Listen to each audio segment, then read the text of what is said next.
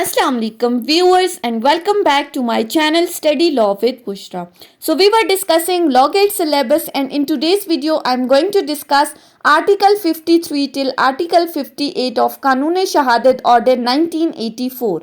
But before starting the discussion, I request you all to please subscribe to my channel and don't forget to press the bell icon for latest updates.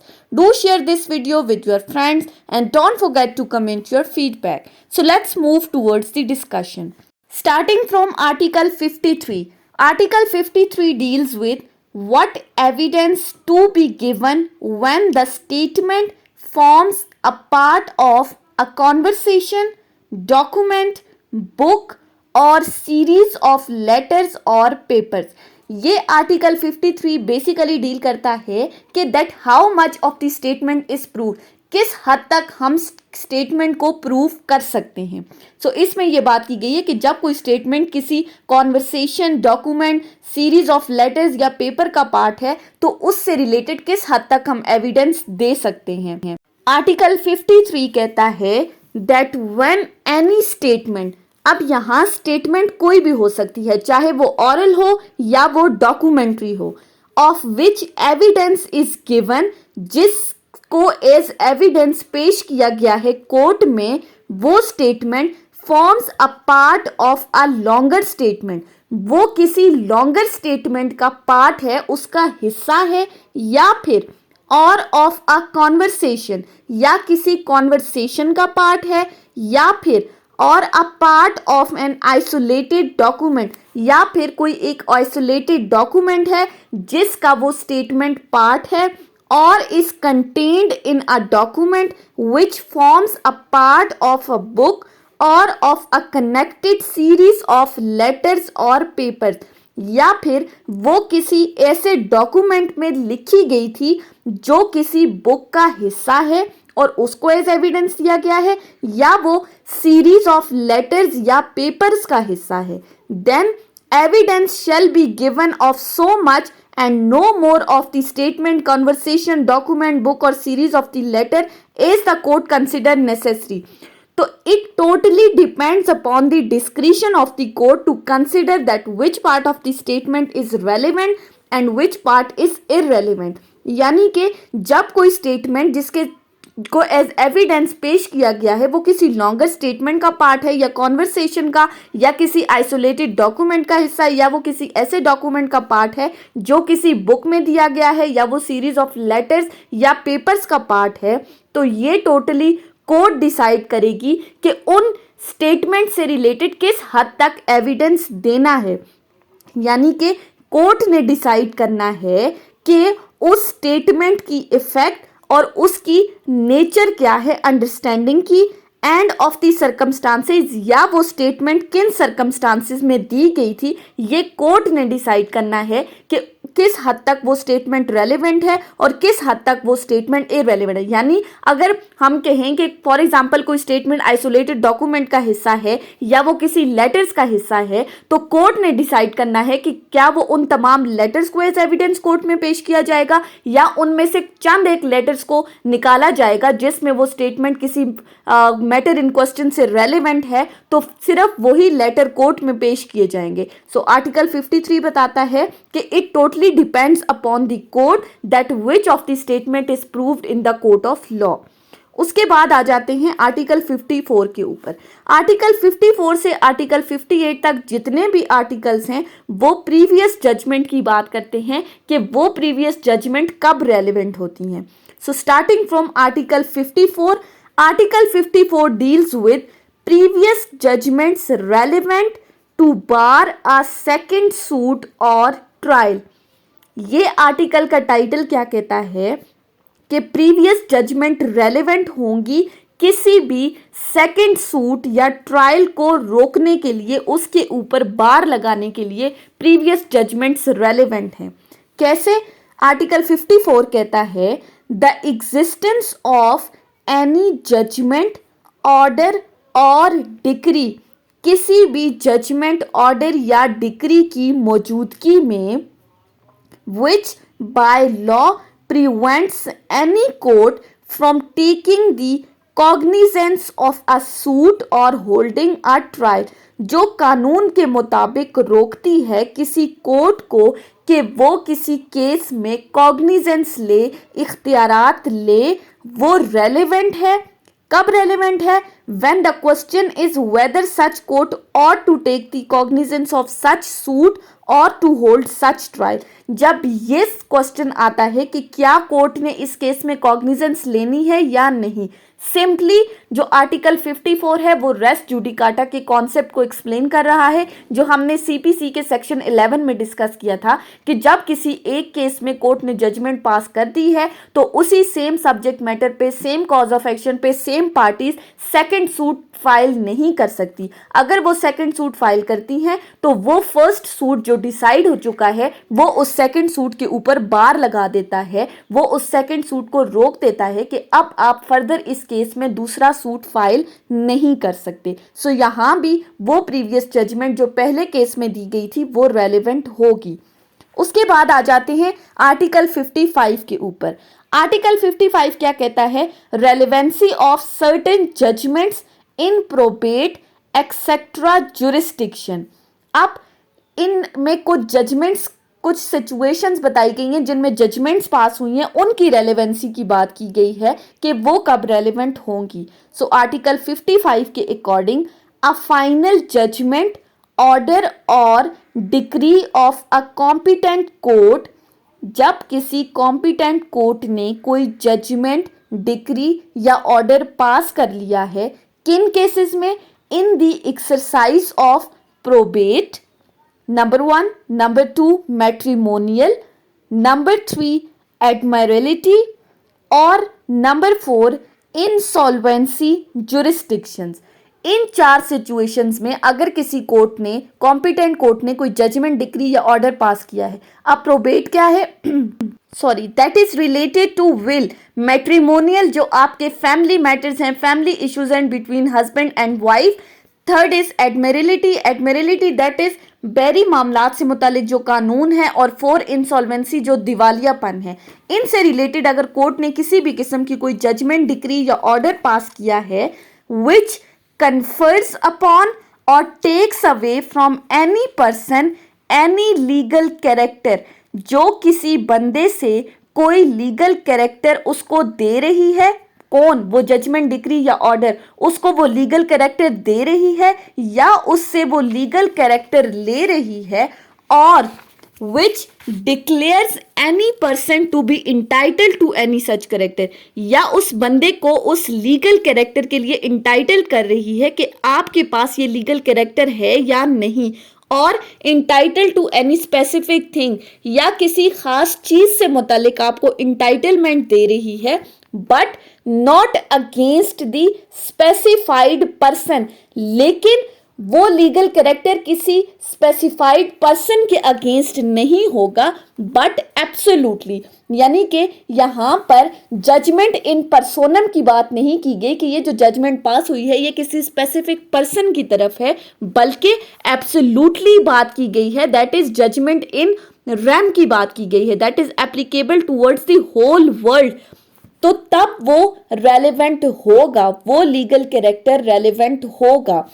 Simply article 55 का part 1 क्या कह रहा है कि जब भी कोई judgment, decree या ऑर्डर जो किसी कॉम्पिटेंट कोर्ट ने पास किया है, इन तमाम सिचुएशंस में जो किसी बंदे से कोई लीगल कैरेक्टर ले रहे हैं या उसको वो लीगल कैरेक्टर दे रहे हैं या उसको उस लीगल कैरेक्टर के लिए इंटाइटलमेंट दे रहे हैं या किसी स्पेसिफिक चीज से रिलेटेड उसको इंटाइटलमेंट कर रहे हैं, लेकिन वो किसी स्पेसिफिक पर्सन की तरफ नहीं होनी चाहिए बल्कि एब्सोल्यूट होनी चाहिए, तो तब वो रेलेवेंट होगी। अब सेकंड पार्ट की तरफ आ जाते हैं। सेकंड पार्ट कहता है सच जजमेंट, ऑर्डर और decree is a conclusive proof.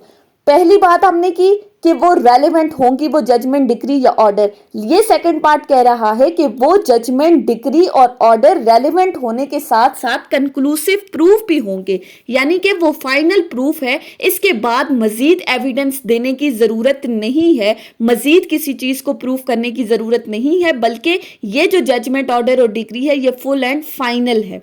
अब ये कहता है कि ये judgement, decree or order conclusive proof है, लेकिन इन 3-4 सिचुएशंस में। अब वो चारों सिचुएशंस बिल्कुल सेम है, उनको अलग अलग एक्सप्लेन किया गया है।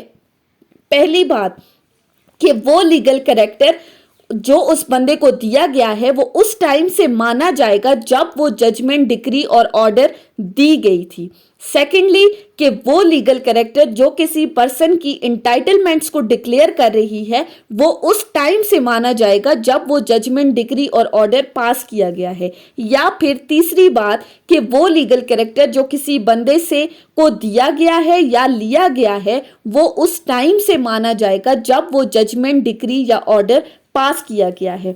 या फिर कोई भी ऐसी चीज जो किसी बंदे को डिक्लेयर कर रही है कि वो फलां प्रॉपर्टी के लिए इंटाइटलमेंट है, वो भी उसी दिन से होगा जब वो जजमेंट, डिक्री या ऑर्डर पास किया गया है। ये था आर्टिकल 55। उसके बाद आ जाते हैं आर्टिकल 56 के ऊपर। आर्टिकल 56 एक्सप्लेन करता है relevancy and effects of judgment, decree or order other than those mentioned in article 55। अब जो आर्टिकल 55 में जो सिचुएशंस डिस्कस की हैं वो तो हमने कहा रेलेवेंट हैं, लेकिन उनके अलावा अगर किसी केस में कोई जजमेंट, ऑर्डर या डिक्री पास की गई है उसकी रेलेवेंसी क्या होगी। आर्टिकल 56 कहता है दैट जजमेंट, ऑर्डर्स और decrees other than those mentioned in article 55 are relevant। कि आर्टिकल 55 में दी गई सिचुएशंस के अलावा अगर कोई जजमेंट, डिक्री या ऑर्डर पास किया गया है तो वो रेलेवेंट होगा। लेकिन वो कब रेलेवेंट होगा? if they relate to the matters of a public nature relevant to inquiry। कि अगर तो वो मैटर इन क्वेश्चन किसी पब्लिक नेचर का है, पब्लिक नेचर के मैटर से रिलेटेड अगर कोई कंट्रोवर्सी है, कोई केस है, तो तब वो रेलेवेंट होंगी। लेकिन इसके साथ साथ मजीद ये आर्टिकल कहता है but such judgment, orders and decrees are not conclusive proof of which they state. अब ये क्या कहता है आर्टिकल फर्दर कि ये चीज रेलेवेंट तो होगी पब्लिक नेचर के मैटर्स में, लेकिन वो कंक्लूसिव प्रूफ नहीं है। आर्टिकल 55 में हमने कहा था कि वो रेलेवेंट भी हैं और कंक्लूसिव प्रूफ भी हैं। आर्टिकल 56 कहता है they are relevant but are not conclusive proof, which means that further evidence need to be presented while proving such things. इसको हम एक एग्जाम्पल के थ्रू समझते हैं। फॉर एग्जाम्पल, ए ने बी के ऊपर केस फाइल किया for the trespass on his land. B ये प्ली लेकर आता है कि ये जो रास्ता है ये पब्लिक राइट ऑफ वे है और मैंने बी ए की लैंड पर किसी किस्म का कोई ट्रेसपास कमिट नहीं किया, जिसको ए डिनाई कर देता है। ए कहता है कि नहीं, ये पब्लिक रास्ता नहीं था बल्कि ये मेरी लैंड थी।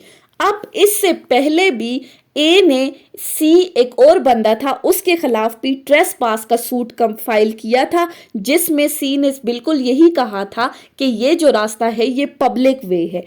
अब जो ए और सी का केस था जिसमें उसने कहा कि ये पब्लिक रास्ता है, वो उसमें सिचुएशन में जो जजमेंट पास हुई है वो रेलेवेंट तो कंसिडर होगी, लेकिन वो कंक्लूसिव प्रूफ नहीं है कि ये रास्ता जो है ये पब्लिक वे है। यहाँ पर मजीद आपको एविडेंस देने की ज़रूरत है ये चीज़ प्रूफ करने के लिए कि ये पब्लिक रास्ता है या नहीं। उसके बाद आ जाते हैं आर्टिकल 57 के ऊपर। आर्टिकल 57 क्या कहता है? Judgments etcetera other than those mentioned in article 54 to 56 when relevant. अब इसमें क्या कहा गया है कि ऐसी judgment that does not fall in article 54, 55 and 56 वो कब रेलेवेंट होंगी। Article states that judgment, orders और decrees other than those mentioned in article 54, 55 and 56 they are irrelevant। वो irrelevant होंगी until and unless the existence of such judgment, order or decree is a fact in issue। जब तक के वो judgement, decree या order किसी fact in issue की existence से डील ना कर रहे हो कि वेदर वो फैक्ट इन इशू एग्जिस्ट करता है या नहीं। पहली बात, यानी कि जजमेंट, डिक्री और ऑर्डर जो आर्टिकल 54, 55 और 56 में एक्सप्लेन नहीं किए गए वो इररेलेवेंट होंगे जब तक कि वो जजमेंट, डिक्री या ऑर्डर किसी फैक्ट इन इशू की एग्जिस्टेंस के मुतालिक बात ना कर रहा हो, या फिर और is relevant under some other provisions of this order, या फिर कानून शहादत ऑर्डर की किसी और प्रोविजन में वो रेलिवेंट हो। अब इसको हम एक एग्जाम्पल के थ्रू समझते हैं। फॉर एग्जाम्पल, ए और बी दो बंदे हैं, जो सी एक तीसरा बंदा है उसके खिलाफ सेपरेट सेपरेट सूट्स फाइल करते हैं, suit for damages in case of defamation, कि सी ने उनको डिफेम किया है। ए और बी ने सेपरेट सूट्स फाइल किए हैं। सी वो तीसरा बंदा आता है और कहता है कि ये जितनी भी मैंने बातें की हैं ये बिल्कुल ट्रू हैं, ये डिफेम मैंने इनको नहीं किया। अब ए ने जो सी के खिलाफ केस फाइल किया था उसमें डिक्री उसके फेवर में चली जाती है, उसको डैमेजेस के इंटाइटल डिक्लेयर कर दिया जाता है इस ग्राउंड पर कि that C fail to make out justification, कि सी ने कोई खास जस्टिफिकेशन नहीं दी। अब जो ये फैक्ट है जो सी के अगेंस्ट जो डिक्री पास हुई है, the fact is irrelevant between B and C. B और सी के केस में ये जजमेंट टोटली इररेलेवेंट कंसिडर होगी। उसके बाद आ जाते हैं आर्टिकल 58 के ऊपर। आर्टिकल 58 डील करता है फ्रॉड और कोलूजन इन ऑब्टेनिंग दी जजमेंट और इनकॉम्पिटेंसी ऑफ कोर्ट में बी प्रूव्ड। अब इस केस में क्या कहा गया है कि कोई भी ऐसी जजमेंट जो किसी पार्टी ने ली है फ्रॉड या कोलूजन के थ्रू, या फिर किसी ऐसी कोर्ट ने पास की है जो कि इनकॉम्पिटेंट है, उसको प्रूव किया जा सकता है, वो रेलिवेंट है। आर्टिकल की तरफ आ जाते हैं। आर्टिकल क्या कहता है? Any party to the suit, किसी भी सिविल सूट के अंदर या फिर किसी भी प्रोसीडिंग्स में जो ये शो करती है कि कोई भी जजमेंट, ऑर्डर या डिक्री जो कि आर्टिकल 54, 55 और 56 के अंदर रेलिवेंट थी and which has been proved by the adverse party, या फिर जिसको मुखालिफ पार्टी ने प्रूव किया था, वॉज डिक्लेयर्ड और delivered by a court not competent to deliver it, जिसको किसी ऐसी कोर्ट ने डिलीवर किया है, ऐसी कोर्ट ने वो जजमेंट पास की है जो इनकॉम्पिटेंट थी, जिसके पास जुरिस्डिक्शन नहीं थी, और वॉज ऑब्टेन्ड बाय फ्रॉड और कोलूजन, या फिर जो फ्रॉड के थ्रू या साजिश के थ्रू, मिली भगत के थ्रू ली गई थी, वो जजमेंट रेलिवेंट होगी, उस जजमेंट को प्रूव किया जा सकता है। सिंपली आर्टिकल क्या कहता है कि अगर किसी सिविल सूट में या किसी प्रोसीडिंग्स में जो ये शो करती है कि जजमेंट, डिक्री और ऑर्डर जो कि आर्टिकल 54, 55 और 56 में रेलिवेंट थी, या जिसको एडवर्स पार्टी ने प्रूव किया है, वो किसी ऐसी कोर्ट ने दी है जो इनकॉम्पिटेंट है, या फिर वो जजमेंट फ्रॉड या कोलूजन के थ्रू ली है, तो वो प्रीवियस जजमेंट रेलिवेंट होगी। सो ये थी हमारी आज की डिस्कशन आर्टिकल 53 से 58 के ऊपर। आई होप कि आपको ये टॉपिक समझ में आया होगा। अगर आपने इस वीडियो को अटेंटिवली सुना है तो अगर आपको ये वीडियो अच्छी लगी है तो इस वीडियो को लाइक करें, कमेंट करें, चैनल को सब्सक्राइब करना ना भूलें और ज़्यादा से ज़्यादा अपने फ्रेंड्स के साथ शेयर करें। Thank you so much for watching. अल्लाह हाफिज़।